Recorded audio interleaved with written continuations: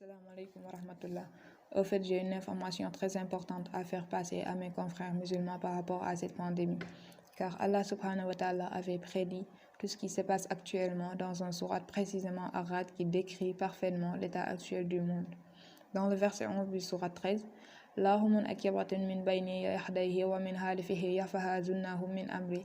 Allahi inna Allah la yuqayyiru ma biqawmin hatta yuqayyiru ma bi anfusihim fa ihda arada Allahu biqawmin su'an fala mahrada lahu wa lahum min dunhi wa il, l'homme, à part lui et derrière lui, des anges qui se relaient et qui veillent sur lui par ordre d'Allah. En vérité, Allah ne modifie point l'état d'un peuple tant que les individus qui le composent ne modifient pas ce qui est en eux-mêmes. Et lorsque Allah veut infliger un mal à un peuple, nul ne peut le repousser. Ils n'ont en dehors de lui aucun protecteur. Verset 34. Lahum athabun fi al-mayati ad-dunya wa la ahhabu al-ahirati ashaqu wa ma lahum mina Allahi min wakin. Un châtiment les atteindra dans la vie présente. Le châtiment de l'au-delà sera cependant plus écrasant, et ils n'auront nul protecteur contre Allah. Verset 41. Alam yaraw anna nati al-arda nankusuha min atrafihi wa Allahu yaqumu la mu'aqiba likummihi wa huwa sarihu al-hisabi. Ne voit-il pas que nous réduisons la terre et que nous la réduisons de tous les côtés? C'est Allah qui juge, et personne ne peut s'opposer à son jugement, et il est prompt à régler les comptes.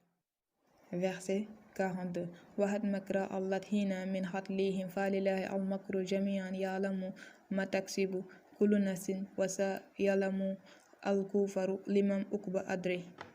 Certes, c'est devant eux on manigancé contre leurs messagers. Les stratagèmes tout entiers appartiennent à Allah. Il sait que chaque âme acquiert et les mécréants sauront bientôt à qui appartient la bonne demeure finale. Personnellement, je pense que Dieu a été très clair dans ses propos.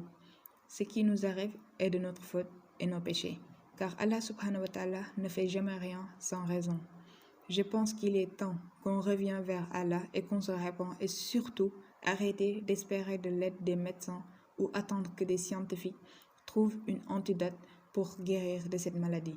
Le seul qui peut nous y épargner n'est d'autre qu'Allah. On peut certes utiliser cette antidote pour guérir de cette maladie, mais on ne pourra pas fuir la mort. Si Dieu veut notre mort, nul ne pourra y échapper. Allah subhanahu wa ta'ala dit, on ne bouge que par lui, on ne respire que par lui.